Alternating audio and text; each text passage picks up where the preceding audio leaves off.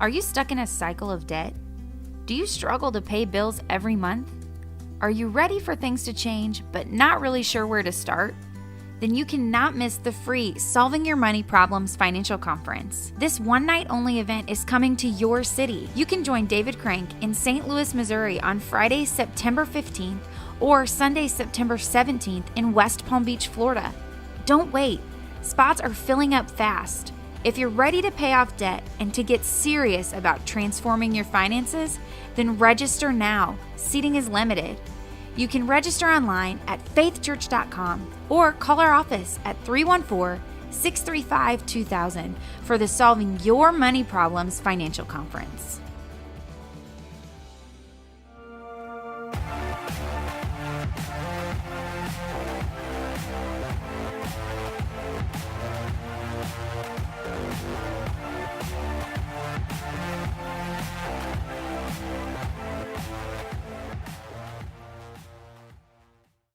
Did you know you can take Faith Church everywhere you go?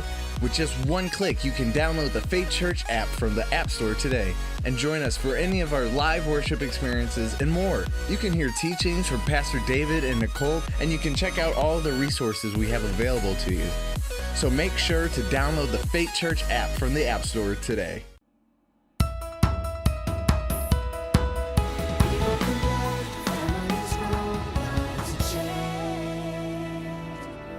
You know, everybody's gone now, but I just did a speech, a talk, about how when I was a young man, I had a dream. I had a dream to scale to the top of that mountain, and I was playing Pac-Man. Remember that, Atari? At 10 years old, and I would pretend that the little dots that I were eating, those were people that I was reaching for God. But guess what? The divorce came, the setback came, the trial came, my dad died. There was a big temptation to throw up my white flag. I'm talking to you right now. Don't miss the rest of the talk. And I'm going to come in and out a lot today because there's kind of a significance to this talk. You know, today I want to talk about I have a dream. Everybody shout, I have a dream. Now, this isn't Martin Luther King Day, so we're not really talking about that, but I do want to start there because he was in a situation where he was giving a speech and everybody was kind of pushing him to talk about policy and politics, and they had this whole list of stuff that they wanted him to do. And he said he got up on that famous day that we heard I have a dream, and the speech was kind of heading the wrong way. And then there was a gospel singer, kind of like Janelle in the back, named Mahalia Jackson. Come on, somebody will give a hand up for her. And Mahalia could see it was going the wrong way. She knew he had a dream. She knew and heard from him, from his heart, about the dream, but the speech was kind of going the wrong way, and he could hear her in the back saying, talk about the dream. Talk about the dream. Everybody shout that. Talk about the dream. And so then he just said, forget the script. And then he went into his, I have a dream, which is the most famous and greatest unscripted sermon speech in the world because it came from his heart. So I want to talk to you today about the dream that you have. How many of y'all like me and you had a dream, but then the divorce knocked it out, and the bankruptcy knocked it out, and the trouble knocked it out, and the tax man knocked it out? Come on, somebody just knocked down. Like, my dream turned into a nightmare. Anybody ever had that? So I want you to not surrender your dream. And that's what we're going to talk about today is don't give up and don't surrender on your dream. We find out this beautiful text about a dreamer. In Genesis 37, verse 5, it says, now Joseph had a dream. And he told it to his brothers, and they hated him even more. People will hate you when you have a dream. And they said to them, please hear this dream. He said, I've dreamed. And his brothers said to him, shall you indeed reign over us? Is indeed you will have dominion over us? So they hated him even more for the dreams and the words that he spoke. Then he dreamed still another dream. Everybody shout, another dream. Come on, look at your neighbor and say, I have a dream. He had another dream, and they said that the sun and the moon and the 11 stars bowed before him. So he told it to his fathers and his brothers, and his father rebuked him. You know, some people rebuke you for your dream. They'll say, you grew up in this trailer. You ain't never coming out of this trailer. Everybody shout, I have a dream. They rebuked him and said to him, what is this your dream that you have dreamed?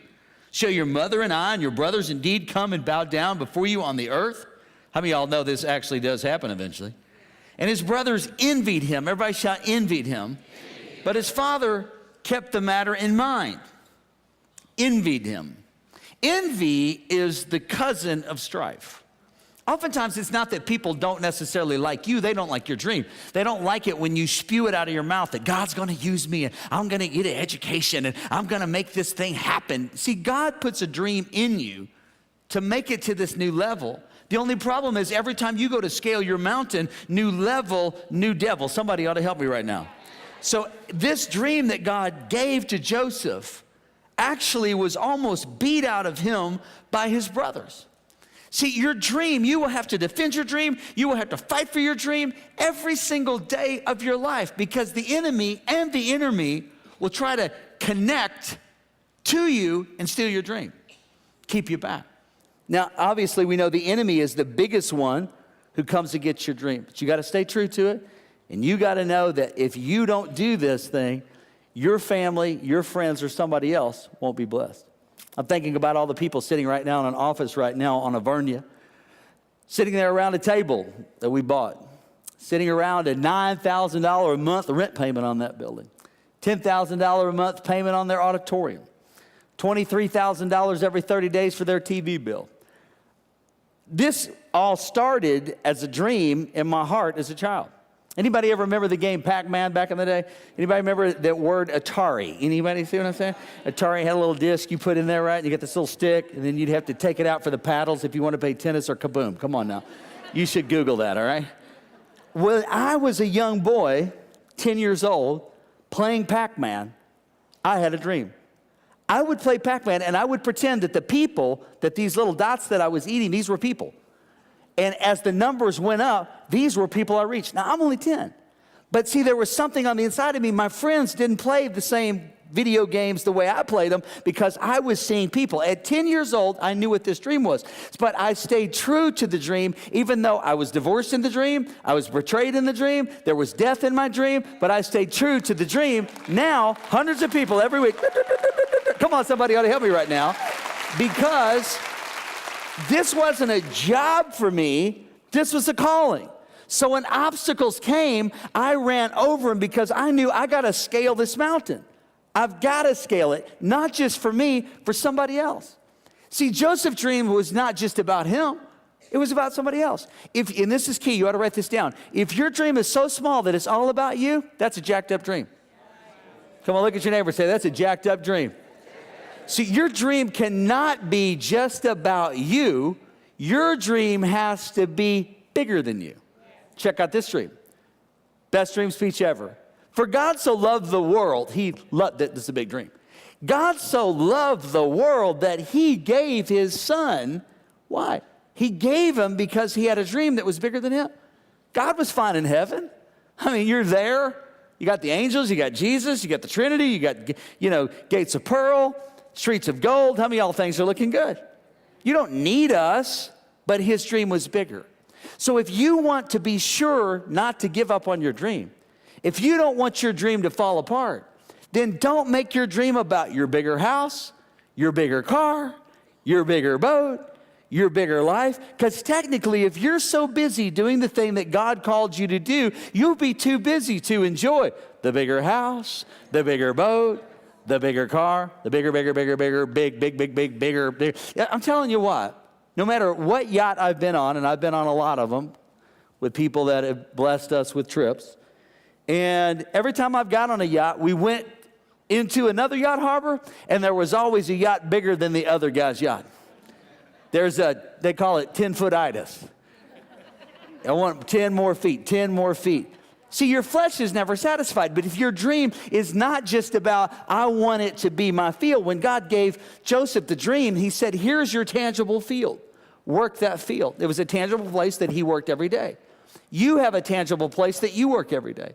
For Scott Criswell, it's one thing. For Chris, it's another. For Arden, it's another. For Tim, it's electricity. Whatever your deal is, you have a tangible field, but there is a field that you're working in here that's tangible, that's supposed to fund the untangible, because if your dream does not have a kingdom mindset, your dream is all about you, and it's not about feeding them, and that's what Joseph did at the end of his trail. Come on, somebody ought to give God praise today. Are you stuck in a cycle of debt? Do you struggle to pay bills every month?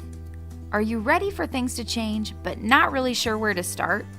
then you cannot miss the free Solving Your Money Problems financial conference. This one-night-only event is coming to your city. You can join David Crank in St. Louis, Missouri on Friday, September 15th or Sunday, September 17th in West Palm Beach, Florida. Don't wait. Spots are filling up fast. If you're ready to pay off debt and to get serious about transforming your finances, then register now. Seating is limited. You can register online at faithchurch.com or call our office at 314-635-2000 for the Solving Your Money Problems financial conference.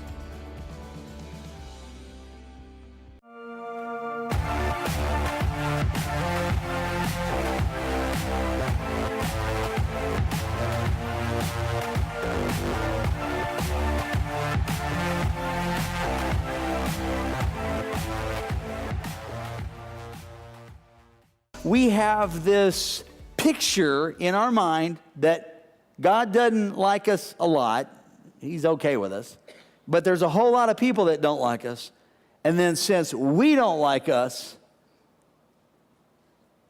we go around inferior, holding up the white flag. I just don't know why people don't like me. So then it drives you to bad behavior. Anybody ever stopped working out, then you started eating bad? Then you started eating real bad. You don't have to raise your hand, just point at somebody that you think might have this problem. It's a struggle, right? The struggle's real. So now you're on a downward spiral, surrendering your hope of ever being healthy, achieving your dreams, surrendering to what you think is the higher power. I'll never defeat the cancer. I'll never defeat the divorce. No. You have to smash that thing and say, all bets are off. I am capable of doing this, and I am going to accept the fact that I'm the one the Lord loves, okay? I was thinking about it today. Pastor Phil's in here somewhere. And Pastor Phil, I'm convinced, he's convinced me. I don't know how he did this. But Pastor Phil has convinced me that I am, by far, his favorite preacher. He's got me convinced. I don't know if it's because I have something to do with his salary or what the deal is. But he'll tell me, I'll be out of town. He'll be sitting in the front row. I'll come up, preach. I'll come off, and I might have sucked. And he'll go, you are my favorite preacher. All time, hands down. I don't even know how you do it. So, you know who I always like around me when I'm preaching? And then Austin, my son, he tells me, I don't know how you do it. I think both of them, God put blinders on them so they would be able to endure my preaching. But the fact is, here's the cool thing about both those guys. They don't withhold words of affirmation to me, so then when I go preaching, even if I'm having a hard time, even if I'm fighting this battle and that battle, I'm needing help, and trust me, when you're up here, you're dying for your life. You're grabbing stuff, and that's why even sometimes you're like, Nicole, help me. Somebody help me. I'm upside down. The whole thing's and you can either wet your pants and run off and cry. Come on, anybody ever... You don't even know what it's like. Maybe I should have you up there. Now, if you're like this girl with the cool hair, you're like, oh, I'll read banner years. I love the stage, okay? She's just got it going on. But they said, hey, all bets are off. You're my favorite preacher. You have to understand that you're God's favorite. Tomorrow when you go to work, don't think about the mistakes you made. Tomorrow when you go and you're working on your marriage, don't focus on, I don't think we're doing good. This doesn't seem to be good. No, start changing the thermostat in your room by saying, you're the best wife I've ever had. You're the best husband I've ever had. I don't even ever plan on having another husband besides you. Come on, somebody right now. I love you. I'm almost done. Look at your neighbor and say he's almost done. Look back at him and say, I know better. It's not true. It's not true. So one thing I want you to write down is Joseph had this earthly dream. It was a physical dream. Then the next thing I want you to write down is he had a heavenly aspect. Remember he said, I see the sun, I see the moon, I see the stars bowing down before me. Everything we said earlier must have a heavenly counterpart to it. If everything is about you, you're going to be 75 and broke. So the quicker you get that it's not about you, it's about God, the quicker it's going to happen. There's a guy, his name was John Osteen. He had this child who didn't want to preach at all, and his name was Joel Osteen. He later went on to write a couple books and did a pretty decent job communicating. And John, the dad, he had a poem. And it said, greater it is to dream the dream when stand in youth by the starry stream. But a greater thing is to fight life through and to say at the end, the dream came true. That was his famous poem. Fight life through. Fight life through. Here's what I want you to write down. Your dream is going to face resistance. The city's going to fight you. The man's going to fight you. The economy's going to fight you. The devil's going to fight you. Oprah said, they said, how are you successful? She said, I get up in the morning and I fight until I go to bed. And I fight. And sometimes I grit my teeth and grind them at night. And I fight while I'm sleeping. But she's Oprah. So your brothers and your sisters in the house of God, or your biological brothers and sisters, they will be part of the price you pay for your dream. The admission, the entry fee for your dream is the junk you're going to go through. The betrayal, the hurt, the loss, the loneliness, all that stuff is all part of the resistance process, and you and I have to recognize that we are not the only ones that have had this issue. Everybody has it. Here's something you got to write down. Stop blaming other people. Stop blaming other people. Stop it. Your mama put your Pampers on too tight. I feel bad about that, and that's horrible. Somebody didn't heat your bottle up right. It curdled the milk, messed you up. Now you have stomach problems. I get that. So you have to stop blaming people. You ought to Twitter this. You break the power of resistance with persistence. You break the power of resistance with persistence. So there is a law. It's called the law of gravity. What goes up must go down. But there's another law in flight school they'll teach you about the Bernoulli principle. And the Bernoulli principle is when lift starts overtaking drag underneath the wing and it begins to lift it. And so the law of lift, thrust and power supersede the law of gravity. So if you get enough forward motion in an airplane, you can see a tree at the end of a 7,000 foot runway, but you know, all things being equal, that lift will overtake drag and lift will overtake gravity, and supernaturally you start singing, I believe I can fly. Okay? So in your life, to break the power of resistance, only persistent does that. This thing attacking your dream. What is it really at stake? What's really being attacked? It's the God potential in you. You have great God potential. So that pressure that you are experiencing while you're climbing the mountain to try to set up the red flag or the white flag and say, I give up, that's the enemy trying to get you to stop short of the breakthrough. And it's not necessarily just about you. It is about the other people that are tied to what God has called you to do. Place of pain. Last thing I want to share. If you study the life of Joseph, you'll find out that there was this particular town right where he was thrown in that pit, and that was the same city that his sister was raped. It was the same city that everything bad that ever happened to him happened. This particular place represented the big challenges in his life, the big obstacles in his life. And that's the place where he kept going, the place of his past, the thing that he just couldn't stop talking about. This is key. Dreamers, to properly engage your imagination. For me, if you're a preacher and you want to build big buildings, you want to have thousands of seats. You want to have thousands of members. You want to preach to maybe 500 right now, about 500,000 people a weekend, okay? So that's where my dream took me, but I don't stop dreaming. I don't go, it's good. It's way further than my dad went. It's way further than other people. I'm good. I don't judge the size of God's dream for me based on the size of other people who I might have been friends with 5 years ago, but now this new level allows me to still be friendly, but we still can't be really good friends because we don't have a lot in common because we're not talking the same language anymore. Your education, your path to enlightenment, your vision with God, your worship time, right? Quit going back to and talking about that place of pain. So when I was going through the divorce, there was a guy in my life, a friend of mine, and because I was hurt, I couldn't stop thinking about the pain. So the way I got relief in my mind was to call this guy. I can still remember his number.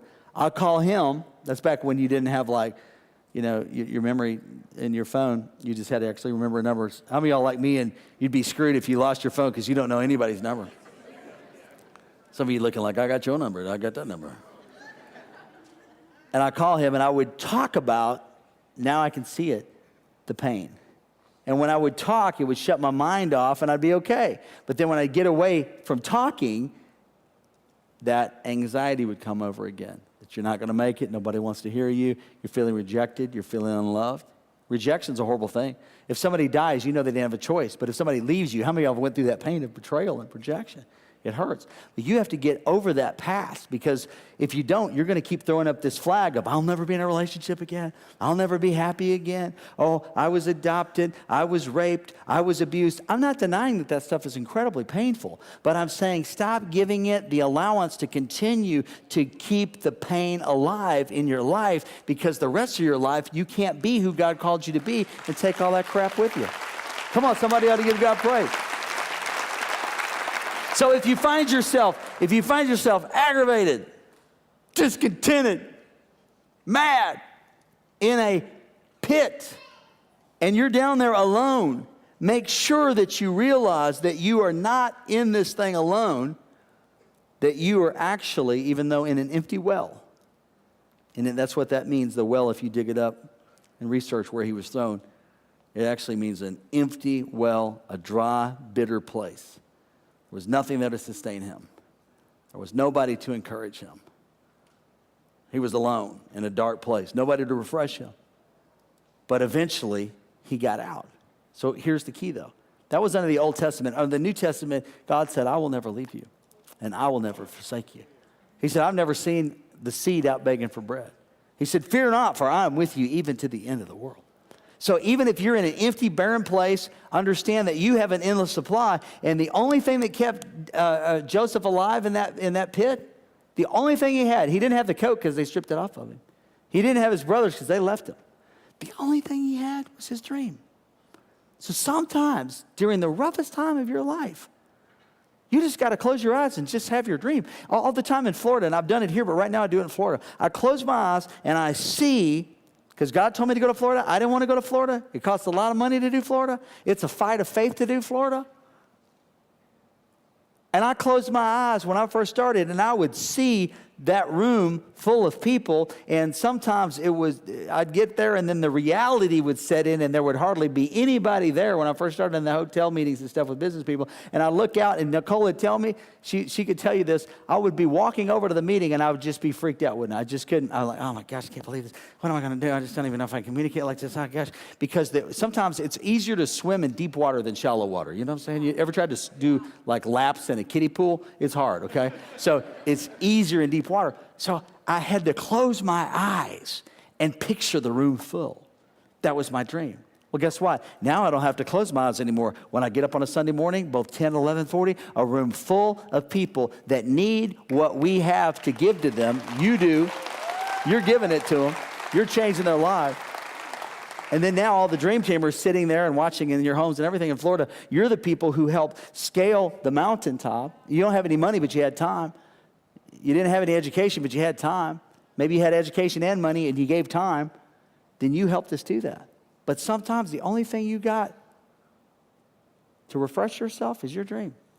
So here's what I want you to do. Remember a few weeks ago there was a girl here. Her name was Terry Savelle, and she had this little, remember the dream speech she gave you guys? She said you ought to have what kind of board was it? A 2x4 board? What was it? Yeah, that's right, a vision board. She said you ought to have a vision board. And so she has a whole thing, and you can just Google Terry Savelle. She'll give it to you for free on YouTube. Just watch it. I watch her all the time on BVOVN. And Terry will say, in her little high-pitched voice, I didn't think anybody would ever want to listen to me because I got a weird voice. I thought nobody would ever want to hear me because, I'm just a skinny little girl. My dad was a famous preacher, but all I really knew was just quotes for other people. So now I make millions and millions of dollars quoting other people. I have a national ministry based on, I put a vision board and said that someday that I would preach all around the world, that I would go to France and my books would be printed all around the world. And so I did it. She did it. And I go, the voice that she doesn't like, actually, it makes, when I walk through a room and I hear her, I go, oh, that's Terry. I would know that voice anywhere. Or Joyce Meyer. Hey, come here, I'll tell you, I'm tired of Dave golfing. I told Dave if he golfs again, Dave, hey, listen, I preached all week. What about me? What about me? What about me? She says, I hate my voice. But God gave her that voice so that everybody would know, that's Joyce Meyer. And so our sheep know her voice, and a stranger they will not follow. So the very thing you're cursing is the same thing that God's actually nursing, saying, I gave that to you to make you unique, so you can climb the mountain, so you can do what I told you to do, but you're not alone in the well. Come on, somebody. If you keep your favor alive, your dream alive, your vision alive, you can do it. Everybody say this. Say, I can do it. I was built for this. I was called to this. I'm an overcomer. Good things are happening to me. Adversity comes and goes, but I stay focused on my dream. I will go with God's plan for my life. Are you stuck in a cycle of debt? Do you struggle to pay bills every month? Are you ready for things to change, but not really sure where to start? Then you cannot miss the free Solving Your Money Problems Financial Conference. This one-night-only event is coming to your city. You can join David Crank in St. Louis, Missouri on Friday, September 15th or Sunday, September 17th in West Palm Beach, Florida. Don't wait. Spots are filling up fast. If you're ready to pay off debt and to get serious about transforming your finances, then register now. Seating is limited. You can register online at faithchurch.com or call our office at 314-635-2000 for the Solving Your Money Problems Financial Conference. Did you know you can take Faith Church everywhere you go? With just one click, you can download the Faith Church app from the App Store today and join us for any of our live worship experiences and more. You can hear teachings from Pastor David and Nicole, and you can check out all the resources we have available to you. So make sure to download the Faith Church app from the App Store today. Hi, I'm Pastor David Crank from Faith Church, and I want to thank you for watching the Believer's Voice of Victory Network. It's what Nicole and I keep on 24 hours a day at our home. We just leave it on even when we're gone. We want the anointing and the teaching of the uncompromised Word of God to penetrate our curtains, our carpets, even our dogs. They're hearing the Word of God all the time. I promise you, your support of this network is changing lives all over the world. Number one, there's never been a network like BVOVN before. There's not everybody who's allowed on this network. They make sure that it's safe, that it's word of faith teaching. God's going to heal you. God has delivered you. God has set you free. You never know what God's going to do. Casey's not going to let that happen. This is a network you can trust. But the way it stays on the air is through your generosity. So thank you for helping them put people like us on for absolutely free each and every month.